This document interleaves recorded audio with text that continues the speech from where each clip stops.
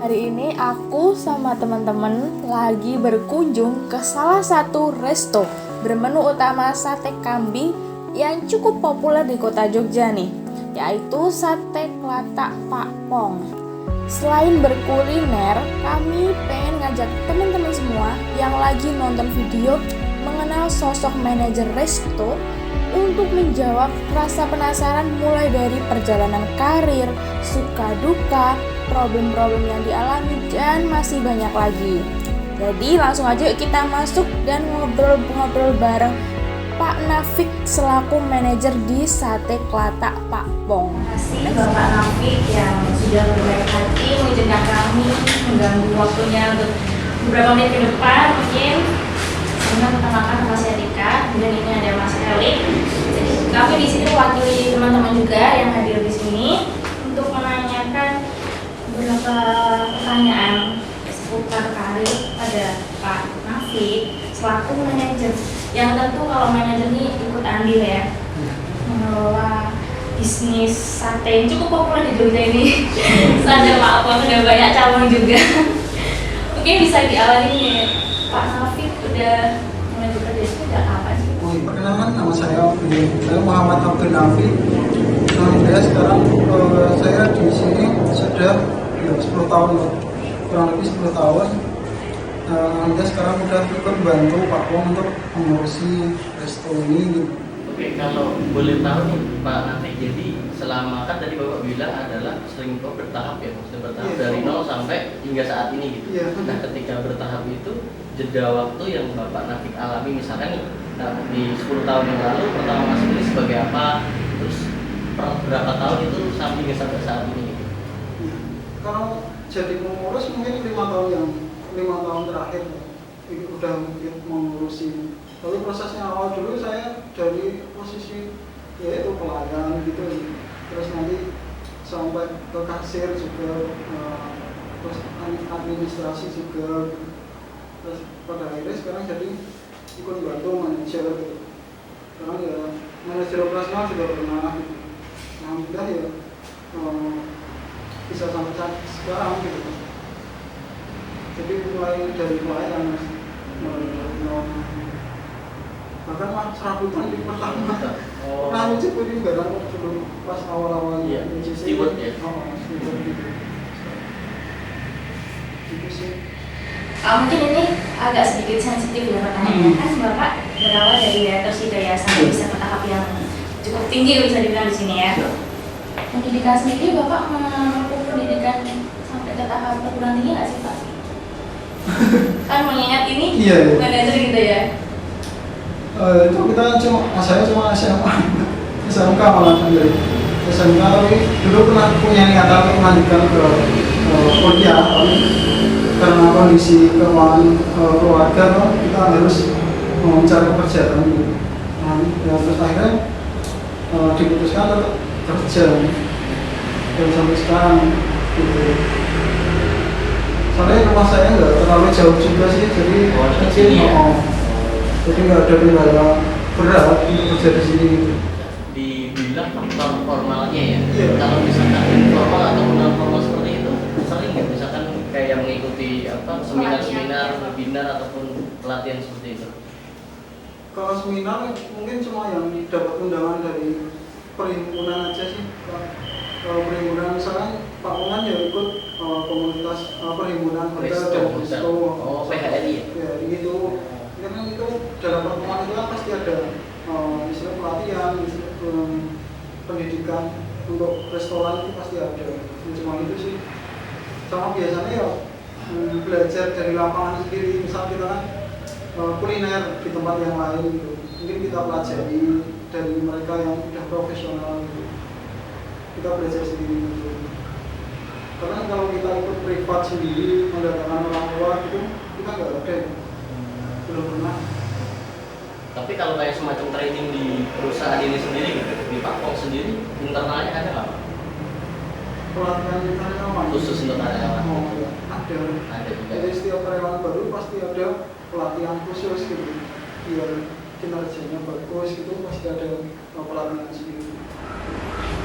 Sebenarnya Bapak yang menjabat jadi manajer ini dari owner sendiri menyarankan nggak sih Pak untuk lanjut ke pendidikan selanjutnya ini? Sampai sekarang belum seperti itu ya. Soalnya memang pedoman saya kan mungkin kalau memang saya nggak bisa bertahan di sini, mungkin prospeknya kan harus punya usaha sendiri. Kalau memang keluar dari sini masih ikut orang lain kan semua ambil ya. Iya, jadi kalau memang belum ada peluang kita membuka usaha sendiri, atau istilahnya penting di sini itu bantu memasukkan di sini dulu. Jadi kemungkinan untuk melanjutkan pendidikan di kuliah itu mungkin mohon maaf ya belum ada. Karena memang udah sampai saat ini seperti itu. Berarti untuk Pak Nafik sendiri kan tadi 10 tahun ya, 10 tahun kan itu bukan waktu yang singkat ya Pak ya. Iya. Nah pasti kan di dalam proses perjalanan Pak Nafik nih, ini kan pasti ada yang namanya kayak hambatan-hambatan yang memang Pak Nafik temui gitu.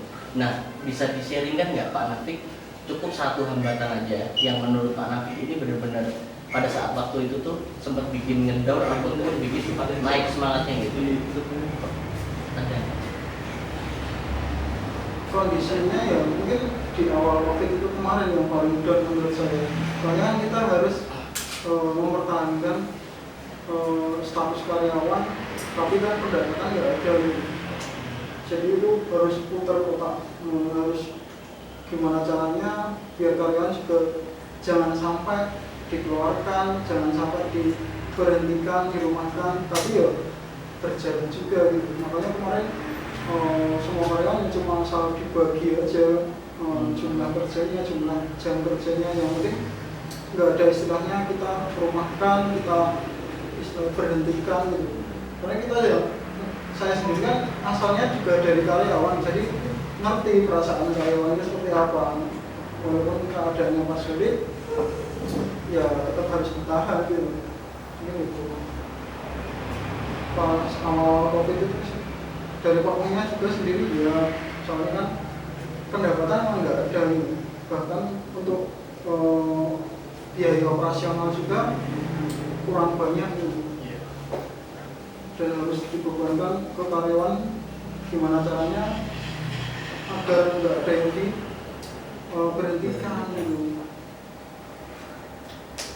Mungkin apa ya, bulan April 2020-an gitu. Maret kan baru ini, terus bumi berapa April ya? Mei. Iya. Padahal kita itu pas bulan Mei, sebelumnya kan kita mau buka cabang yang baru di Sate Pakung 3 gitu. Rencana buka kan sebenarnya bulan April mana. Tapi di akhir tahun 2019 itu ada kasus itu kan, akhirnya mundur gak jadi, tapi tetap dibuka. Soalnya kan karyawannya udah banyak yang diterima. Akhirnya dibuka bulan Mei. Jadi kita lucu, Sate Pakung 3 itu mah bukanya pas pandemi. Oh, pas pandemi. Karena memang udah sebelumnya memang mau buka ya. Udah rencana, udah siap semua gitu. Bahkan SDM-nya, karyawannya udah siap semua gitu. Baik, jadi kan tadi sudah disampaikan beberapa hambatan dari Pak Nafik ya. Kalau bisa kasih ini nggak Pak Nafik tips satu cara saja yang untuk menanggulangi hambatan tersebut gitu. Tadi kan hambatannya terkait COVID nih, terus berimbas ke operasional karyawannya. Nah seperti itu ada cara khusus nggak yang kemarin sudah dilaksanakan Pak Nafik dan manajemen untuk menangani hal tersebut? Kalau memang dari saya selaku manajer kan untuk mengurusi status karyawan itu agar gimana bisa sama-sama jalan, manajemen juga jalan, karyawan juga jalan ya. Mungkin kemarin kan di awal COVID itu kan semua karyawan dipanggil semua untuk istilahnya dikasih perjanjian ulang gitu. Kita sama-sama ada kendala seperti ini, mau gimana gitu. Terus akhirnya kan mau nggak mau kan semua karyawan ya harus nurut. Maksudnya jumlah karyawan, jumlah masuk kerjanya nggak sesuai gitu. Kemarin sempat cuma 2 hari masuk, terus libur, 2 hari masuk, libur gitu. Jadi istilahnya pengurangan jumlah hari kerja. Iya, itu kan dari kendala dari manajemen seperti itu. Tapi kalau kendala dari Pak Pong, mungkin kan permasalahan dari ownernya sendiri kan selaku pemilik Pak Pong, mungkin di akhir-akhir ini kan mungkin banyak saingan gitu. Kompetitor ya. Kompetitor itu kan semakin banyak sate Melata ini udah menjadi khasnya Jogja sekarang. Jadi udah banyak yang buka baru-baru, apalagi kemarin banyak dia yang jiplak hampir sama dengan kita begitu. Itu yang menjadi masalah, maksudnya kendalanya Pak Pong untuk akhir-akhir ini kan seperti itu. Tapi ya kita tetap positif dengan banyaknya persaingan, kita tetap malah meningkatkan semangat. Gimana caranya kita ada khasnya, ada keunggulannya, jadi kita mempertahankan kualitas kita. Mungkin itu dari kami sendiri. Baik, berarti kan dari ini ya, dari kompetitor, tapi menumbuhkan semangat dari manajemennya Sate Tata sendiri. Iya, betul. Ya, istilahnya kualitasnya bisa terjaga, bisa istilahnya keunggulan kita bisa terlihat di pengunjung lain. Iya. Pak, selama Bapak menjabat sebagai manajer, kan manajer itu pasti ya tugasnya lumayan banyak ya, mengelola dari karyawan, gaji, terus juga SDM-nya. Bisa diceritain nggak Pak suka dukanya sebagai manajer itu gimana? Suka dukanya ya jelas kita mesti masalah jam kerja, mesti kita pasti banyak lemburnya juga, karena kan mesti pekerjaan nggak selesai 8 jam kerja gitu. Jadi mungkin waktu untuk keluarga pasti berkurang gitu. Jadi untuk mengurusi karyawan gitu. Terus mengurusi karyawan yang masalah kekurangan kualitas atau semangat gitu kan, gimana pemecahannya gitu kan. Soalnya kita karyawan sekarang ada 130-an juga gitu. 130-nya satu Bisa tempat. Semua cabang sini pusat manajemen 130-an. Jadi kan mengurusi karyawan segitu kan harus benar-benar tuh. Terus sih senangnya ya intinya banyak keluarga, maksudnya banyak teman itu kan bisa menjadikan keluarga gitu. Lebih erat kekeluargaannya. Tapi kita mesti ada event-event untuk mempererat semua karyawan, kayak ada rekreasi, kayak ada kemarin berbuka bersama seluruh karyawan, keluarga besar gitu. Mungkin ada gathering juga gitu kan. Sebenarnya menjadikan karyawan itu serasa keluarga gitu. Senangnya seperti itu. Biar nyaman. Jadi nggak cuma mencari rezeki, mencari pekerjaan di sini, tapi juga mencari silaturahmi gitu. Balik lagi nih ke masalah COVID ini, kan kita ngomong dari pandemi ini berdampak seberapa besar sih buat pendapatan sate Kotak sendiri? Dampaknya sangat besar. Sampai sekarang aja kita belum sampai ke 100% yang normalnya kita dulu gitu. Mungkin sekarang posisinya sebenarnya kemarin udah mau normal lagi gitu, karena sekarang pandeminya meledak lagi. Kita sempat sampai udah 90% pas akhir-akhir kemarin. Pas anjloknya sekali ya kemungkinan kita pernah di bawah 50 ya, mungkin 30%-nya hari normal gitu. Makanya pas bulan-bulan itu kita sempat tutup juga. Nah, kita tertutup 4 hari ya. Soalnya mau operasionalnya nggak mencukupi. Iya. Jadi biaya operasionalnya malah melebihi dari pendapatan gitu. Mau nggak mau kita harus istirahat dulu gitu. Kemarin sampai 4 hari kita tutup pas pandeminya, pas awal-awal dulu. Dampaknya besar banget gitu. Pas lagi tutup yang kan 4 hari tutup tuh, Iya. itu ada waktu baru. Mungkin ada perencanaan metode apa sih ini yang bisa kita lakuin buat survive lagi, bisa buka sate Kotak ini buat balikin pendapatannya awal gitu. Iya. Seperti mungkin kayak tim promo atau strategi. memang kemarin kita memang gencar, terus akhirnya kita promosi atau sama istilahnya meningkatkan kualitas juga sih. Kemarin porsinya ya kita naikin gitu, jadi biasanya porsinya segini ditambahin gitu biar menjadi istilahnya iya datanya ada gitu. Untuk masalah promosi itu sebenarnya sate Paman itu lucu, kita tuh dari awal memang resto yang maksudnya banyak dikenal orang, tapi kita malah jarang ada promosi atau iklan gitu. Ya sih banyak boleh dia di mana kita bahkan masalah IG aja kita nggak aktif gitu, nggak terlalu berinya seperti itu. Soalnya kita emang kuliner khas kan buat kita. Iya. Bahkan kita nggak ada marketing iklan di majalah, di misalnya di media-media yang lain itu kita jarang banget. Di sosial itu nggak ada. Nggak ada. Pengunjungnya datang sendiri. Lebih mulut ke mulut ya. Iya, Jadi betul. setiap orang yang datang ke sini setelah merasakan apa entah servisnya, pelayanan ataupun makanannya berbeda. Iya, betul. Bukan dengan sendirinya. Soalnya kan kita memang targetnya visi kita kan di internasional itu menjadikan sate Klatak itu kan menjadi kuliner khasnya Bantul, Jogja gitu loh. Kayak Terakhir nih Pak, kalau boleh Bapak kasih satu pesan positif gitu ya, pesan apa kayak motivasi itu buat anak-anak muda yang baru mau berkarir, yang baru mau mulai kerja. itu sebenarnya saya juga buat saya sendiri juga sih. Kalau memang besok mau membuka usaha sendiri itu, apalagi di dunia kuliner gitu. Di dunia kuliner itu kan sebenarnya kan masalah lokasi itu sebenarnya nggak penting, nggak perlu, apalagi nggak strategisnya banyak orang yang nyari gitu. Yang pertama jadi tunjukkan kekhasan makanannya dulu.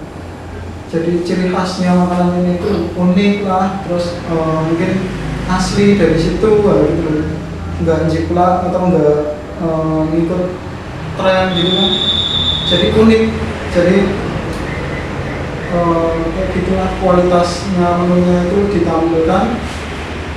Kemudian ya untuk mungkin masalah keuntungan juga sih, mungkin ke bisnis awal kan mungkin kalau kita jalan dulu, yang penting kan berjalan dulu, jadi keuntungannya jangan diambil terlalu banyak dulu gitu, jadi sedikit tapi bertahap gitu, bisa jalan terus gitu, grafiknya bisa naik terus gitu.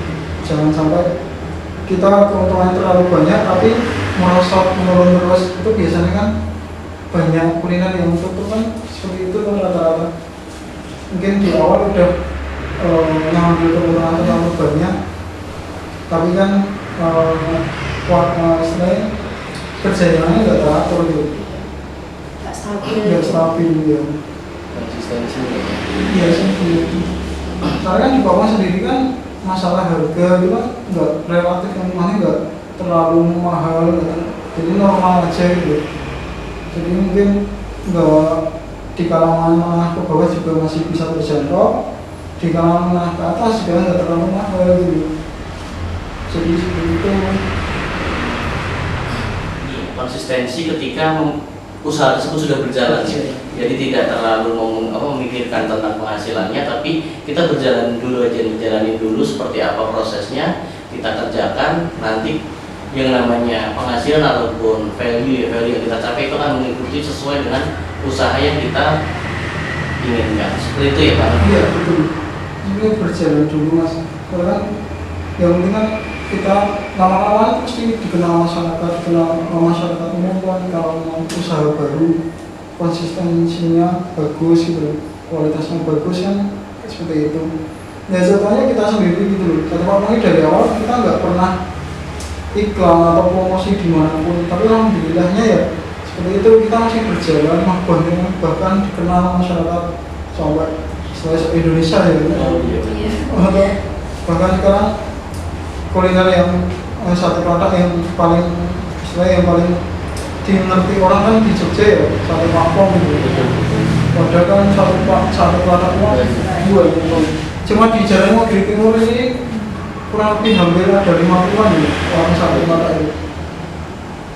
50 ada, kemarin sempat ada survei gitu. Itu baru di Jalan Negeri Timur, saya di Bantul, belum di kota, di Sleman gitu. Tapi memang kalau berdasarkan pengalaman sih di daerah Jakarta ya itu hampir semua memang ketika kita ke Jogja memang selalu disarankan kuliner pangkong sih. Iya. Jadi memang udah namanya ini sudah apa namanya benar-benar khas gitu. Padahal strategi marketing belum berjalan secara maksimal, betul. tapi sudah meluas gitu. Apalagi kalau strategi marketing dijalankan ya Pak ya, Betul. mungkin makin lebih meluas. Soalnya sampai sekarang kita itu di masalah di tim pengurus hub itu nggak ada manajer marketingnya, nggak ada. Baru sebatas rencana aja mas. Jadi promosi di manapun itu kita belum ada. Ya lucu unik sih, tapi ya kenyataannya seperti ini. Kan di rumah makan yang lain kan nggak mungkin loh kalau tanpa promosi, tanpa iklan di media-media itu kan nggak mungkin. Tapi ya komunikasi kita dulu, soalnya kan itu istilahnya kan kita khas gitu, makanya kan unik, itu kan selain untuk pebisnis awal gitu kan harusnya itu dimunculkan gitu, komunikasi makanya apa yang mau dijual itu apa gitu kan harus punya komunikat khas. Di tempat kita kan satu kata khasnya kan itu pakai jersey sepeda gitu. Kan di tempat lain kan nggak ada gitu. Memang khasnya satu kata kan pakai jersey sepeda gitu. Yang lain mengganti menggunakan gaun budaya. Iya memang. Ini manajer masalahnya belum menyerang sosial media aja kayaknya udah booming banget ya Mas Roni ya. Apalagi kalau ini kayak dimantepin lagi secara 100% gitu. Oke baik Pak, terima kasih banget atas waktunya. Terima kasih juga motivasinya mungkin bakal dipakai buat anak-anak muda yang baru mau menginjak berkarir, mau menjelajahi dunia karir. Oke, terima kasih siap sama-sama semoga membantu istilahnya bisnis awal ya. Iya. Kalau yang mau membuka usaha baru buat saya sendiri juga untuk kedepannya gitu kan memang udah siap mulai usaha sendiri gitu. Juga semuanya pada mau buka usaha. Searbahan. Sudah, oke. Terima kasih Pak. Terima kasih Pak. Untuk waktunya. Yang paling bernilai adalah waktu. Gunakan sebaik yang kamu mampu. Jangan pikirkan dulu pencapaiannya. Fokus dulu pada prosesnya. Jangan sia-siakan setiap momen hidup. Waktu adalah musuh yang paling kejam dalam berproses. Ia tidak akan menunggu sampai kamu siap. Justru waktu akan memaksamu